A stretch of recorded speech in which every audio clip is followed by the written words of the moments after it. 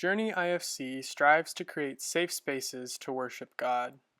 Know that you are welcome just as you are, regardless of religious background or lack thereof, skin color, political affiliation, sexuality, age, culture, or any other label you own or society throws on you. You are welcomed and celebrated here just as you are. Good morning, everyone. Welcome to Journey. My name is Jacob. Hi, Jacob. I just want to say welcome to Journey and Perfect Faith Community. Today's a cool day. We have a special guest. So I think I can hear my laptop repeating. Hold up. Pause. For a minute.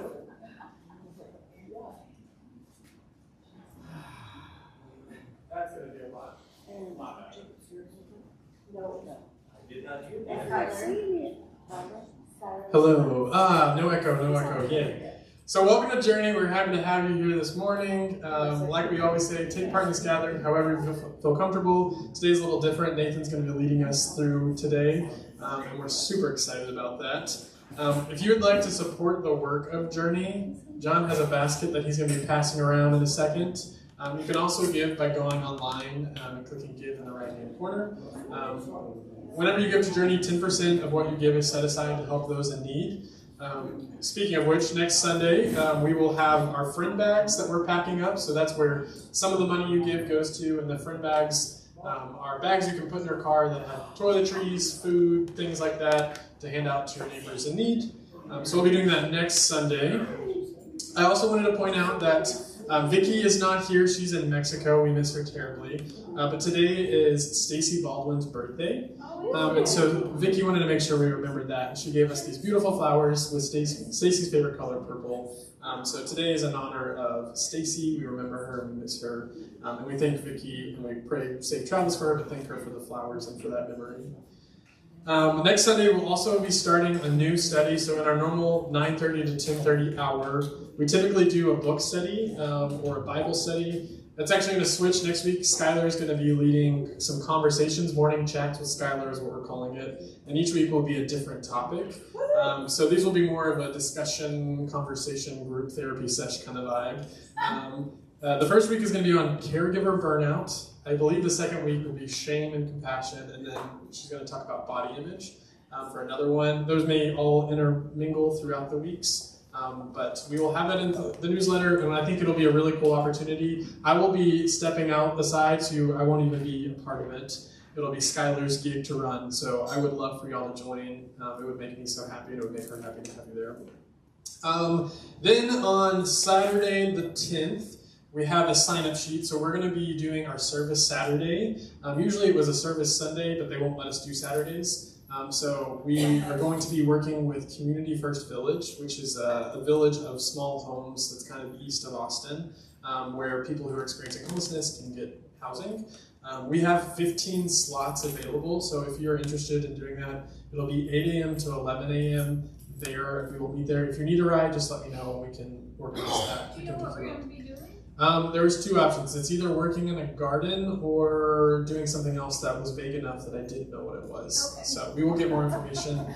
If you sign up, I'll send you the information. You have to sign up online to be a volunteer, and then it's like wear closed-toe shoes and pants and sunscreen and bring a water bottle, stuff like that. So we'll send that information to you this week. But please sign up on this. I'll pass around. Hey, Tracy. Good to see you. Like I said, there's 15 slots available, so it's first come, first serve, whoever's interested. And since we are doing the service Saturday that day, the following Sunday, we're not going to have our normal gathering. We're still going to be meeting, so if you want to come, you can. That's Mother's Day, so if you want to take Mother's Day off and go be with your mom, please do that. Or if you want to come and join us and bring your mom, you can do that as well. We'll have some tea, some get-to-know-you questions, and we're also going to do this candle painting activity thing that I found online that I think is pretty cool. So it'll be a fun little activity, but it won't be our normal service. So if you come on the 11th expecting the normal thing, you'll be a little surprised, but you'll be pleasantly surprised, I believe. I think that's all the announcements I have for us today, and I want to get into Nathan's stuff. So thank you all for being here with us. May this gathering bless each of us, and may our offerings, both financial and by our presence and involvement in this community, bless us in the world. And I'll invite Margaret Zimmerman up to introduce our guest. Wait, I Yes. think John knocked past the basket, so when is a good time Pass the basket now. Okay. I like that idea. Yeah, you want to do it right? John, pass the basket and we'll breathe in.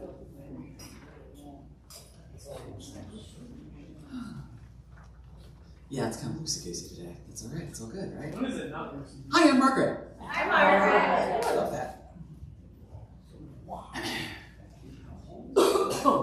Excuse me, the oak trees are still trying to kill me. Witness. Presumably the rest of us as well, yeah.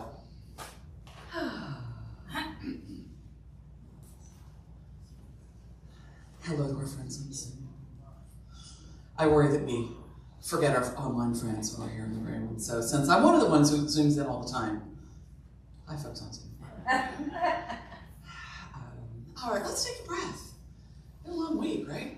Let's breathe a little bit.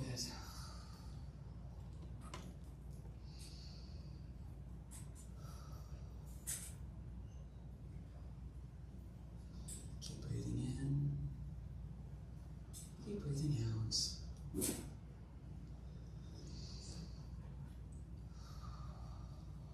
Just pause for a moment.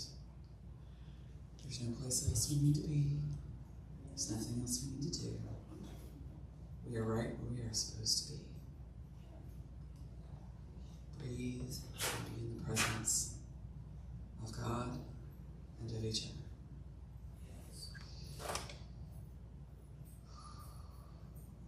Amen.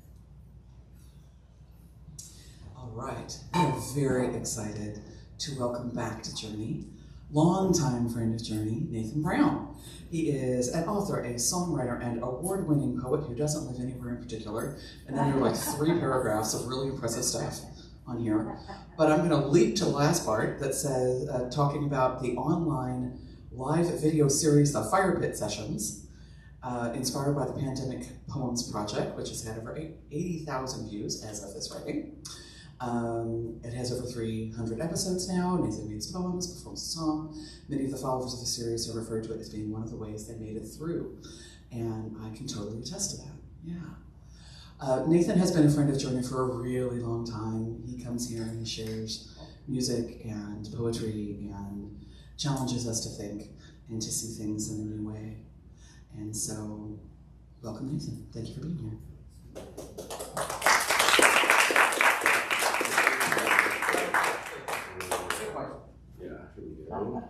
That should be good. Yeah. Excellent. See, he's a professional. I got one of those here. That should do it. Let's see. I need a flame. So my live streaming show was known as the Fire Pit Sessions. And during the pandemic, it was how I survived as an artist. As you know, in March of 2020, the lights went out on all live performance careers. I spent March, April, and May of that year in 2020 fielding cancellations for 2 years worth of bookings. Wow. So it was sort of like watching the lights go out on Los Angeles at night. Like if they just turned all the lights out on Los Angeles. And it really was sort of end of career, quotation marks kind of moment. And it was pretty interesting. So, by the way, out of curiosity, how many of you all remember David Gentiles? Oh, okay, great, cool, all right. Yeah, David was the first person who ever suckered me into coming here. And and I've appreciated him for it all through the years, and I miss him terribly. He was a friend long before that, because we were doing other things together through the years, but just always like to remember David. And then Rick continued the insanity, just only with a little bit more insanity. And so, remember Rick as well. So I'm grateful. First of all, the thing I would want to say here is that I am grateful. And I know that you have been doing this thing about giving up, and letting go, that you've been dealing with that. And so what I thought was that I'd bring for you the exclamation point, the ultimate in giving up and letting go. So the last few years, the pandemic was only the beginning of a great change for me. And after the pandemic, things began to unravel in a different sort of way. And so the thing I tell people, the theme of the things that I am doing right now, so I make my living, I teach workshops, I teach a little bit online for a university that shall not be named. It's on the other side of the Red River, so you can't talk about it. But but mainly doing house concerts. I may, if I end up with a little bit of time, I may speak to this, what artists are facing right now when it comes to live performance. But house concerts are my favorite thing, and that's what I love about Journey too, because it feels like a living room. This is, that's what I love about what you do here. But the theme of this story, I've always been a traveler, vagabond kind of thing. But the last few years of my life have been this slow process of what I have come to call the birth of a vagabond. And it even resulted in a series of 4 books that follow the 4 seasons of a very, very life-altering year for me. So the first book in the series is called The Broken Summer. And the second book, too, just came out, and it's called The Fallen Autumn. And these will be followed by The Hidden Winter and The Risen Spring. So the thing I tell people is that there's no movie or novel that has ever begun so everything was fine and everyone was happy. You've got no story if that happens. There's no story. So what we have to do is we have to get the beginning out of the way. And then I've got some things that I want to sing for you and do today that will follow this theme. Unfortunately, you have to know this information first. Back in 2023, the life as I knew it really began to unravel. A long-term, 17-year relationship began to unravel. And then last year, 2024, a year that I've been very happy to say goodbye to. Goodbye, 2024. But in January 3rd of 2024, my wonderful father, at the age of 90, passed away. Very grateful to be able to be there with him, but sad to see him go. He was one of those great preachers who happened to be a pastor instead. He was a friend and a shepherd and a healer, and a very kind man, and it was in a denomination that really did not like him. Because they were more militant and political. So he didn't ever fit in with them. So he passed away on January 3rd of 2024. Then in July of 2024, I signed a divorce papers on a 17-year relationship. And only days later, I was having dinner with friends in Wimberley, and my mom was in an assisted living place down in Bernie. She didn't answer texts, and then I called and she didn't, which is impossible for my mother because she basically sat and watched her phone and waited for me. Dad having been gone, it was tough. And so I told my friends, I'm not really feeling right about things. It's not feeling good, so I don't know. And so I headed from Wimberley to Bernie, which takes you down some unfortunately extremely dark roads. And I've lived among the deer for 30 years. I know, at least what I'm doing. It never solves every problem, but I do know how to deal with them. And about 8 miles or so from her cottage, a 4-point buck just appeared. As a matter of fact, even the insurance adjuster said, "You never hit the brakes, did you?" And I said, "No, I never hit the brakes." It materialized in front of my car. Every airbag deployed. It was just one of those with the heat, like there was actually heat. The windshield didn't break, but there was heat through the windshield, which was very strange. And I limped the car over, realized that it was still going. In the back of my mind, though, I know something's not quite right where I'm headed. And so I limped. I just limped the car, the rest of the engine screaming, airbag, looking between airbags. Got the car to my mom's cottage and went in to find her passed away in her recliner. And so now, life does much worse, but that was a year. That was quite a year. Now, here's the thing. I also I turned 60 this last March. Anybody familiar with the Japanese term kanreiki? The birthday. It's the birthday. 60 is the birthday.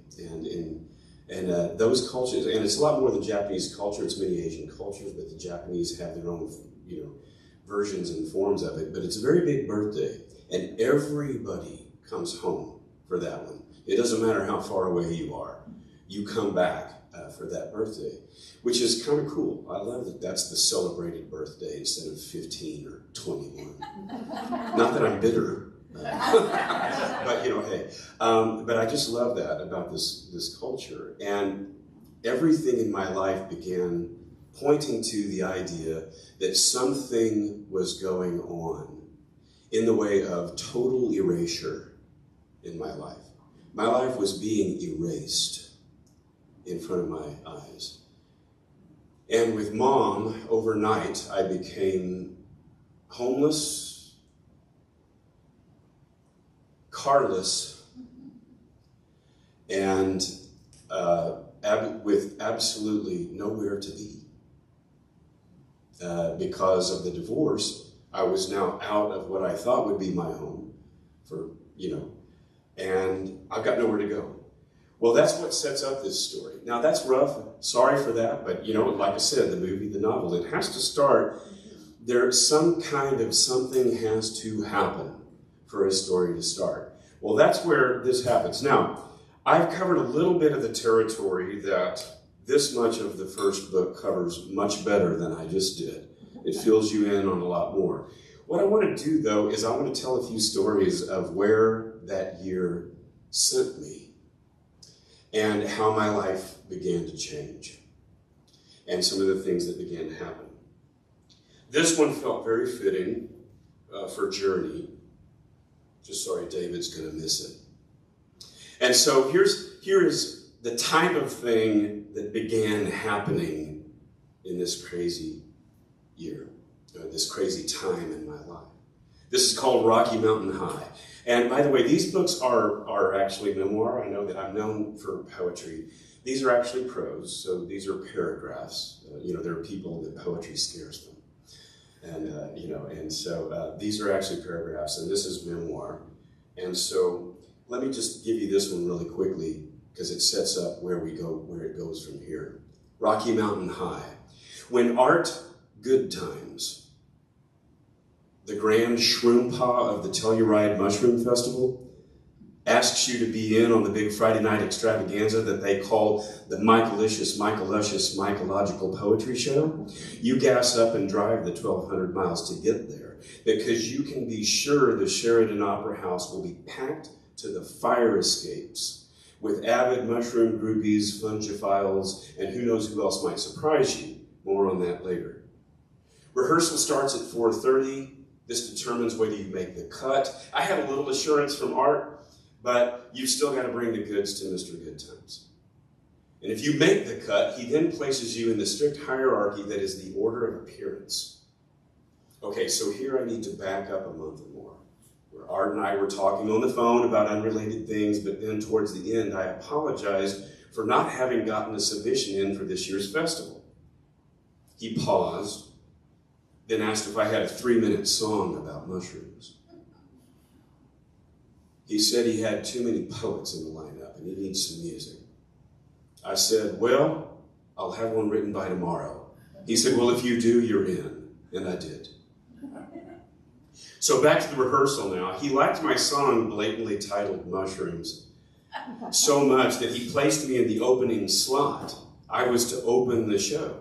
And where the strict hierarchy is concerned, let's just say that is good.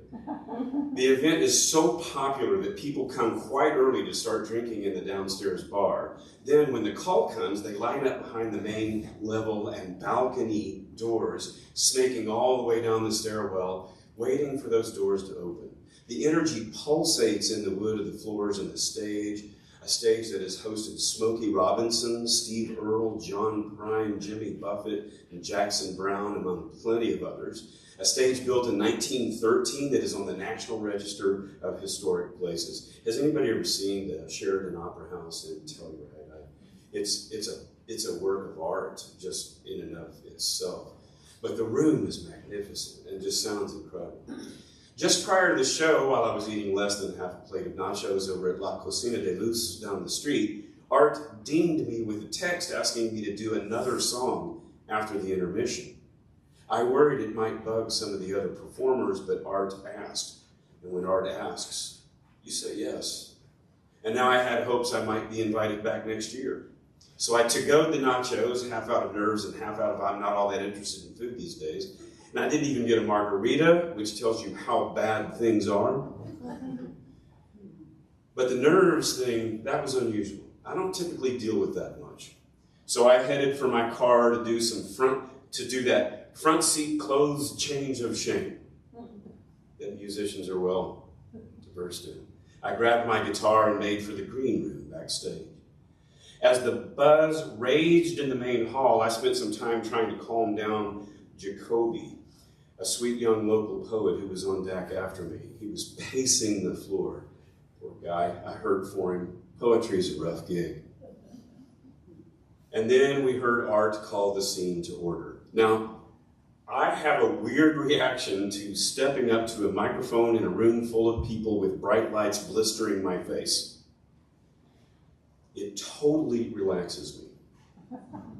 So the performance went fine, with much clapping, foot stomping, and whoops, but I wouldn't have been as relaxed, though, if I'd known what a cute young girl named Mikhail informed me about outside during the intermission.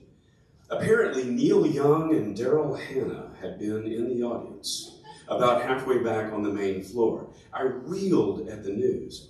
And a few minutes later, a film tech confirmed that Mikhail was in fact not lying to me. He was twisted out of shape about it. As for me, I was still in that fog of Neil Young?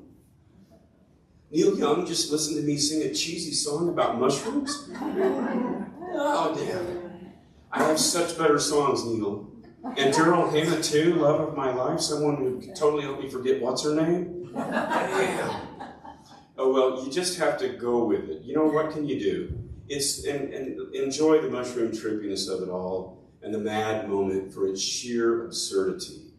They didn't hang around after the break, so after the stress, my second song blew the place out as well. I did Colin Hayes' Beautiful World and switched the opening line of the second verse from I like drinking Irish tea to I like drinking mushroom tea.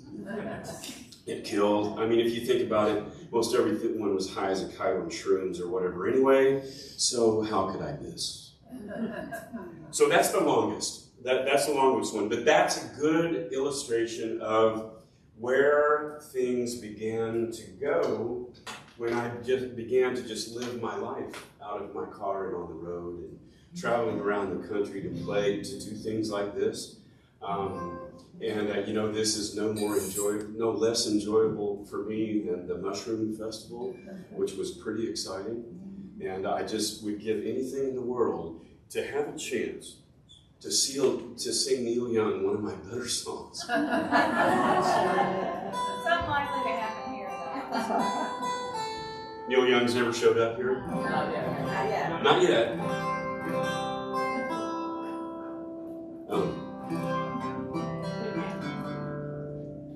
So,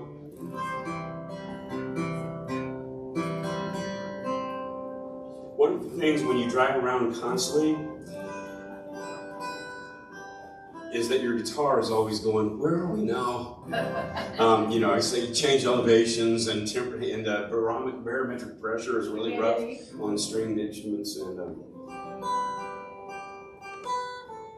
so, wow, it's really being Here we go.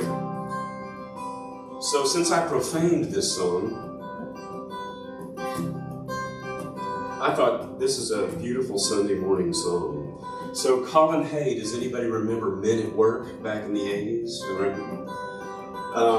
Really weird group, and he was the crazy lead singer who had the cocked eye and always wore the ankle-length black coat, you know, and bald-headed. And years back, Colin Hay redid all of the old Men at Work songs, and as an acoustic solo album, and it's fantastic. The whole album is incredible and so much better than Men at Work. I just love the album title, Man at Work. Very clever, Colin. All right. This was my favorite song off that album, though. And I became aware this morning that Jacob is a fan of this song as well. My, it's a beautiful world. I like swimming in the sea. I like to go out beyond the white breakers, where a man can still be free, or a woman if you are one. I like swimming in the sea.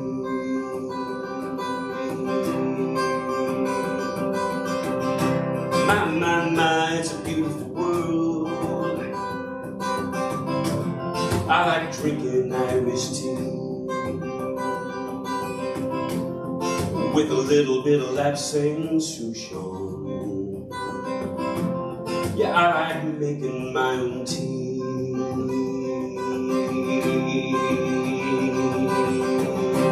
My, it's a beautiful world. I like driving in my car. I'll roll the top down, sometimes I travel quite far. Drive to the ocean, stare up at the stars. Yeah, I like driving in my car. All around is anger and automatic guns. Death in large numbers, no respect for women or our little ones. I tried talking to Jesus, but he just put me on hold. Said he'd been swamped by calls this week. He could not shake his cold.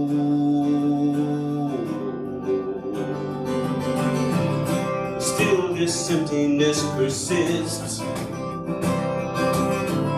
Perhaps this is as good as it gets. You're giving up the drink and those nasty cigarettes. Leave the party early, at least with no regrets. Yeah, this is as good as it gets.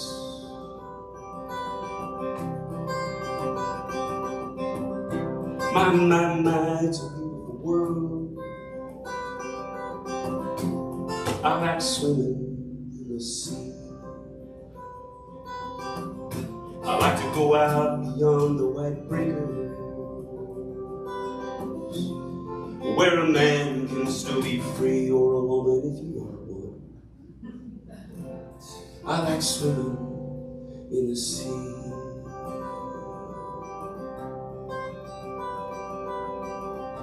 My, it's a beautiful world.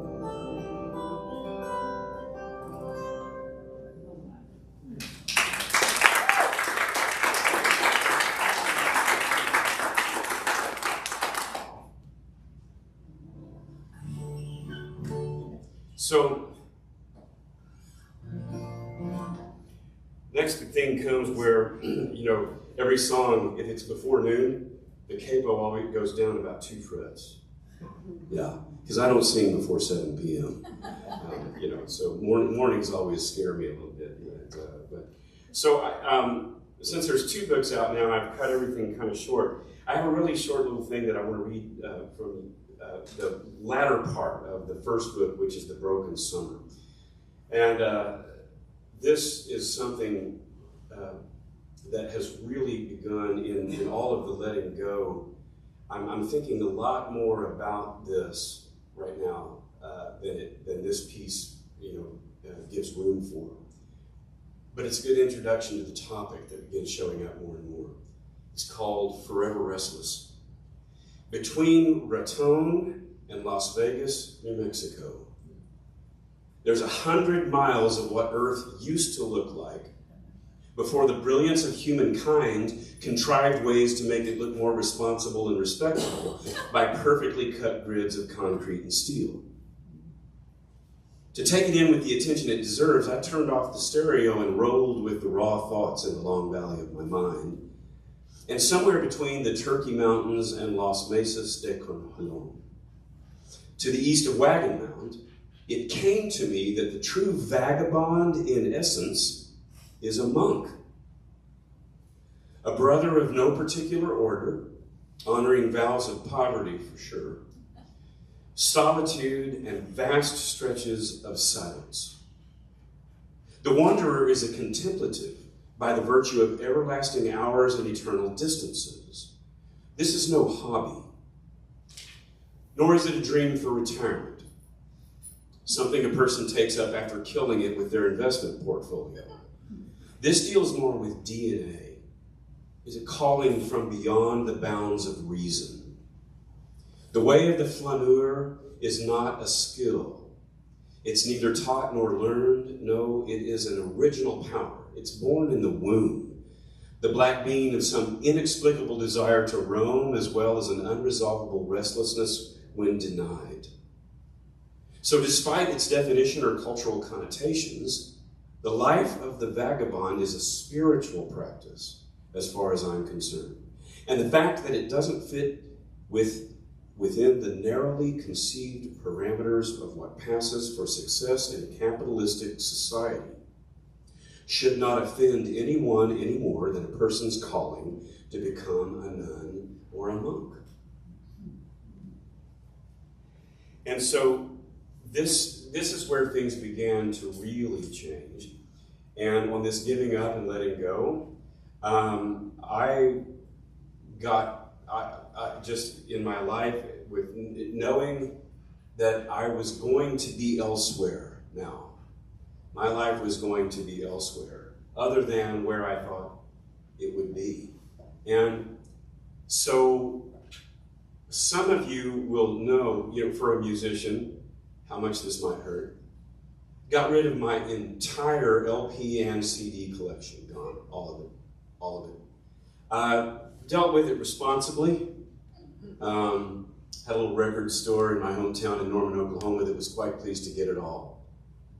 They said, well, we can't, I don't know this. I said, I don't want money. I know that you will love it and take care of it. They said, yes, we will. And they said, so here you go. All of it gone. Now, got rid of a very, probably 70 to 75% of a very large library of books. And as a person who is a lover of books, that's tremendous. Got rid of close to 78 to 80% of my clothes. Basically, I took the erasure that was already going on and I started erasing more. I said, okay, we're going to take this all the way down. Now, I still have 2 guitars, and I did not get rid of 50% of them. No, the guitars are failing. This baby has been with me for 25 years, and this is, even my daughter understands that my guitar will be in my will. Actually, it will go to her, and she's quite excited about that. She's a great musician. So, along the lines of that last thing that I just read you here, here's just 2 paragraphs that kind of go with that, that for some reason, I just feel like reading at Journey. Parts of Northwest Texas will crush the bones of your soul if you do not know how to be alone. When you're 53 miles from the nearest town and all it offers when you get there is a Dollar General and a rundown Dairy Queen, you need to know who you are, deep down inside somewhere when the sun sets, or when it rises, for that matter. If you've got a desire of some kind, there aren't many ways to fulfill it out here. So it's best to be a Buddhist if you can manage it. Now, the folks who live a mile over won't understand your meditating ways, but they'll be praying for your lost soul, you can bet, down at the Baptist church on Sunday, which is nice as it sort of doubles your chances at survival.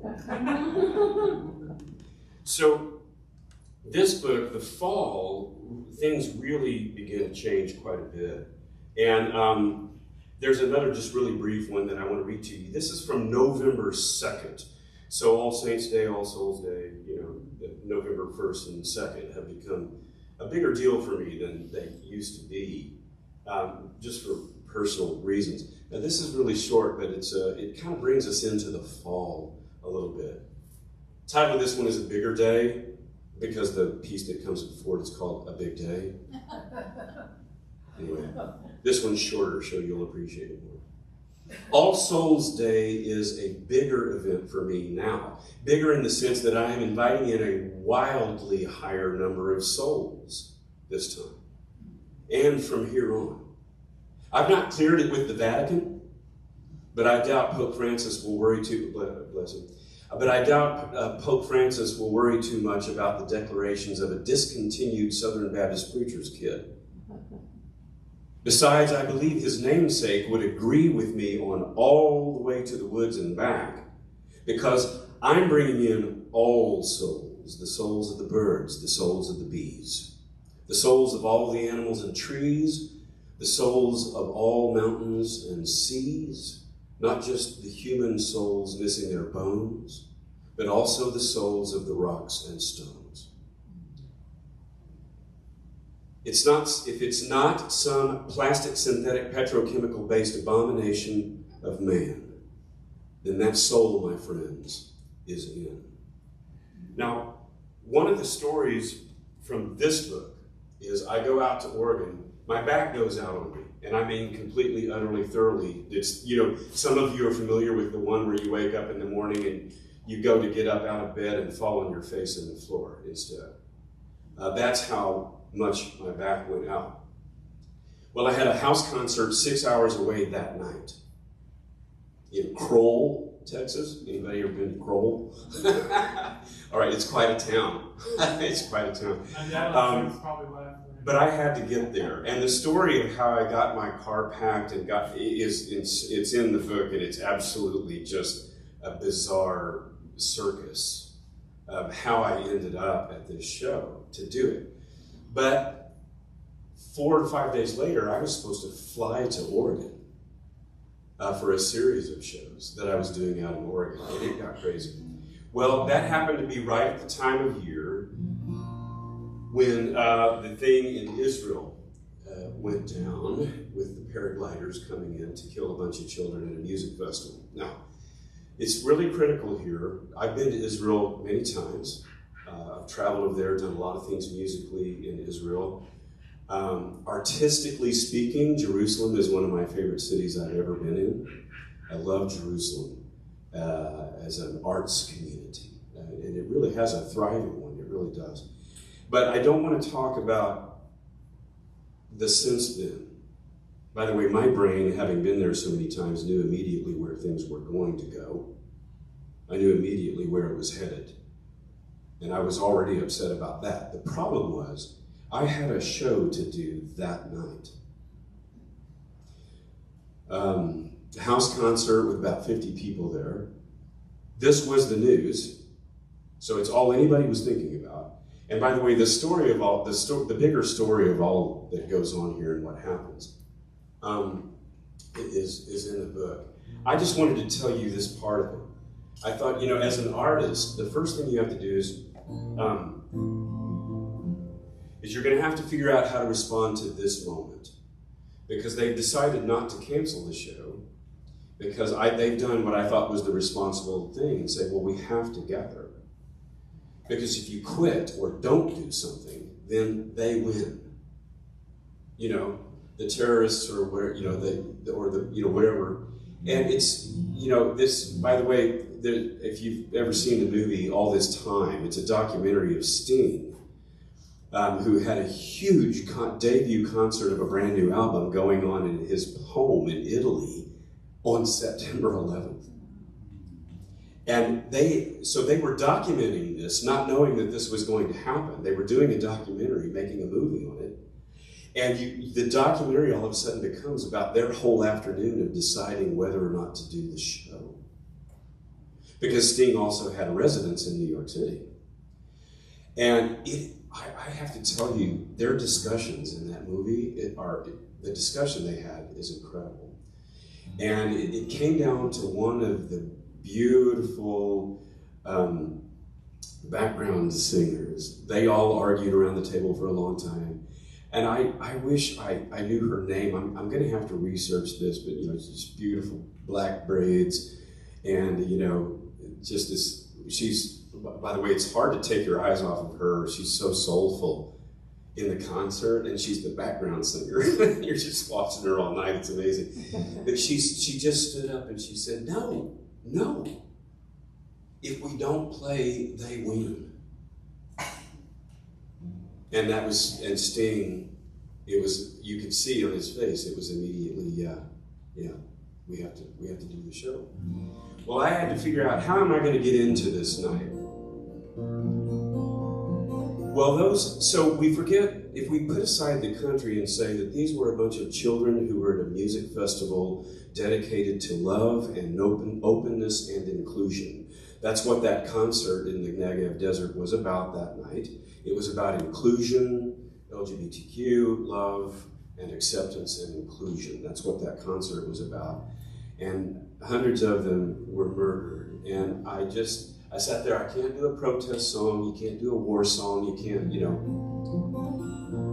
And so, it was the last second, and I don't know where it came from. But I pretty much walked into the room with my guitar and sat down and told them, the only thing I can think of to sing for those kids is a love song.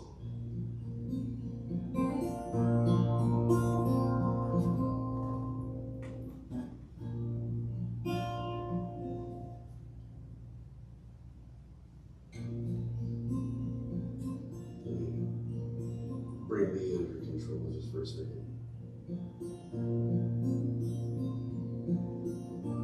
When the rain is blowing in your face and the whole world is on your case, I could offer you a warm embrace to make you feel my love.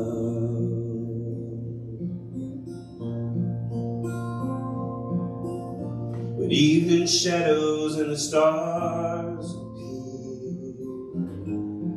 there's no one there to dry your tears, I could hold you for a million years to make you feel my love.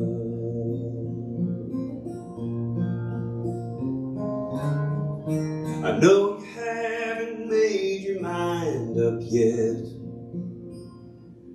but I would never do you wrong.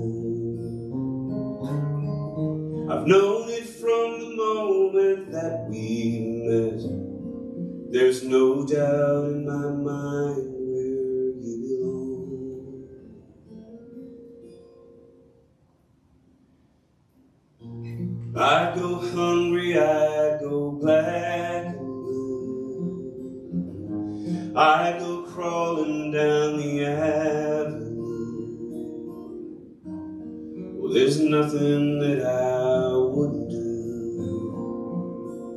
to make you feel my love.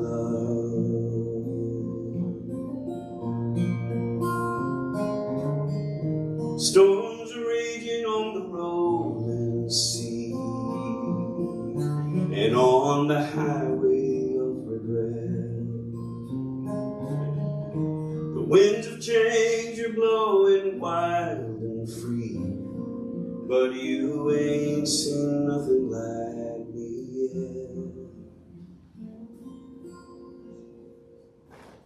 I could make you happy make your dreams come true. Oh, there's nothing that I wouldn't do. I'd go to the ends of the earth for you, to make you feel my love.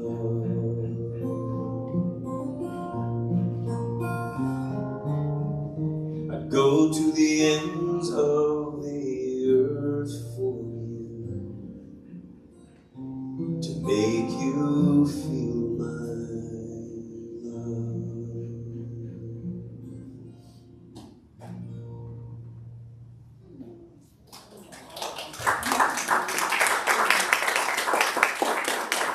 So that was, what it did was it opened up the evening to be able to go ahead and do a concert, because, and by the way, that night it was truly incredible because many people, it's a very well-known song.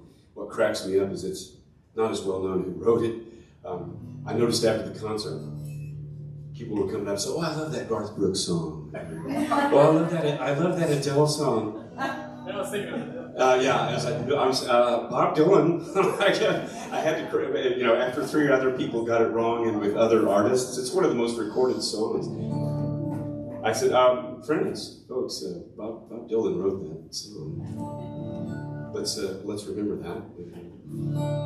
But anyway, I just want to tell you that how grateful I am to be able to come in and share some of this. I just, to begin to kind of introduce you to this story. Maybe when book 3 comes back, I can come back again or something.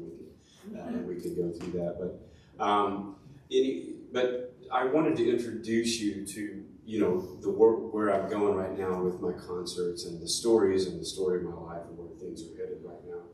And to also just tell you on this great erasure, it's interesting because artists are encountering it in general. And many of you know what I'm talking about. Musical artists, I have a lot of friends in the business, a lot of conversations. Nobody buys music anymore, they listen to it for free. Reading is way down. I know that you all are very intelligent and readers, but people don't read anymore, and so people who don't read don't buy books. It's a very, very interesting time for the artists because even big names are struggling because concerts and ticket sales are the only ways that people are making money now. Even major artists aren't really making, unless you're Taylor Swift, you're making money off of Spotify. Spotify's never written me a check. 12 years ago, I received a check from iTunes for $57, and that was the last I ever heard from them. And I know that my music is available because people, they tell me they buy it and download it or whatever, and then people, I listen to you on Spotify. I'm like, hey, I'm glad to hear it. And but there's a new book out, by the way, right now by an academic who has written the story of Spotify and the ways in which it's hurting artists. And that it's hard to say to people because people love Spotify, and I understand that. I do. I get it. But this book is pretty fascinating, and somebody's finally kind of coming out and saying what's happening to the artists in this world now. And so what I'm discovering is that my erasure was I realized what I was doing is I was scaling everything down and back. I'm getting rid of everything. I'm going to live more simply. I have moved back to my hometown of Norman, Oklahoma, and have a wonderful situation with a long-time dear friend there of this fabulous little garage apartment that's tucked away into this beautiful backyard and covered by elm and oak trees, and it's awesome. And so I have a base now. I've got a place to base, but I'm living very simply. And what I've discovered that my response to everything that's going on in the world now is that my life was asking me to back down to almost nothing and travel around and sing and tell the stories. And what I tell people is that my concerts, in other words, the reason I love to do this is because what I do is HI, human intelligence. Artificial intelligence had nothing to do with it. And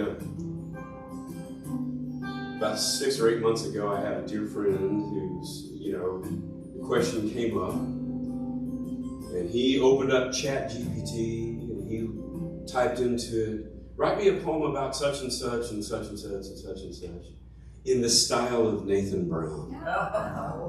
And ChatGPT wrote a poem within seconds. Turn it around. So one of the things, just so you know, also in the artist community, and this is visual artists as well, many artists are now in this realm, in this territory, beginning to get very concerned about becoming redundant. If you can get it for free on a computer, why? So it's a tough thing. So I'm beginning to realize now that my life is traveling around and doing live human and HI performances for anyone who will still gather. And for my daughter's sake, who's trying to do the same thing, I always end my performances with this. And I would love it if you'd sing with me. We shall overcome.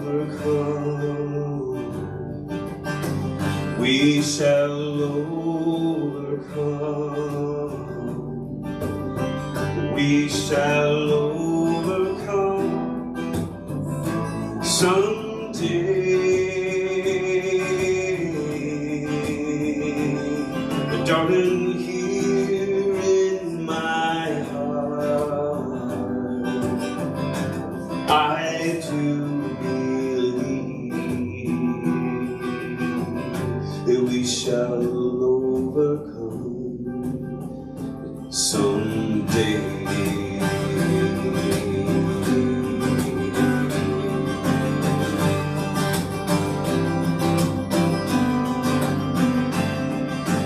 We'll walk hand in hand.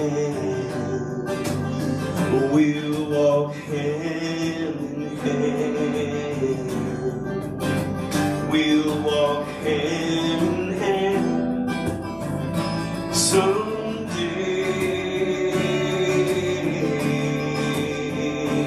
Darling, here in my heart,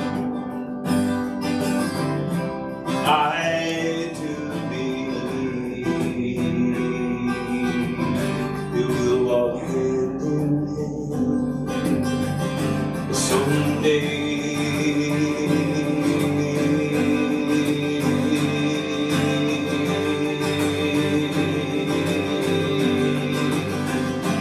And we shall live in peace. We shall live in peace. We shall live in peace someday.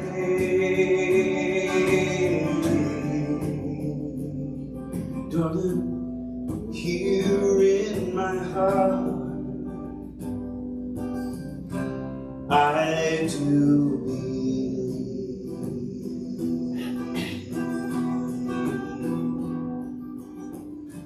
we shall live in peace someday.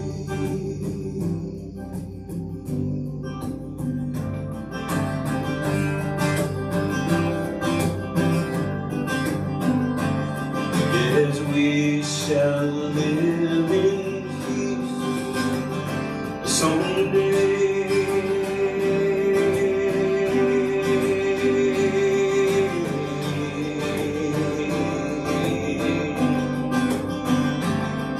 And we shall overcome someday.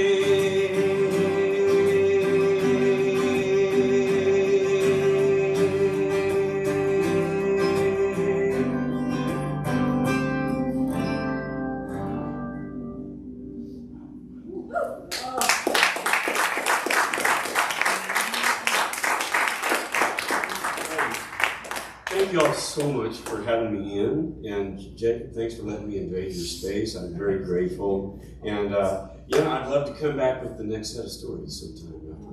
And do you have some of your books for sale? I do. I have both. You know, I'm terrible at yeah. Yeah, they're in a little box. I meant to set them out on a table, and you know, they're in a little box back there. But I do have books 1 and 2 here. And even though I didn't do any of my songs this morning, I do have CDs for those of you who are archaic and still have CD players. I have of original music that I do, and I've got a couple of poetry books with me as well. But I have both of these with me here also, and I can do the credit card thing, but I think as a recovering Baptist, I might have to step out in the hallway to do that. I still have that. Well, that's a Baptist church. Yeah, I still see Jesus throwing the table in my face. But, all right. Well, I just want to say another big thank you and a round of applause for Nathan Brown.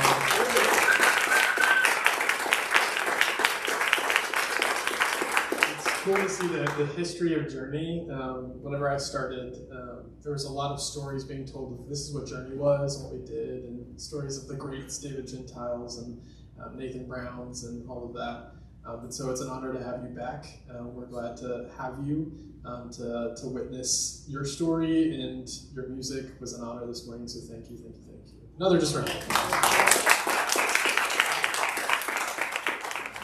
That is all we have for you today. My blessing is that I hope this space, this energy, this fire pit session that we had, this energy can be taken with y'all into the world, because the world is being cleared out, kind of like what you said with your story. And I think a lot of us are feeling that clearing out, but it's making room for something else. So go for that space of love. Go with peace. Amen.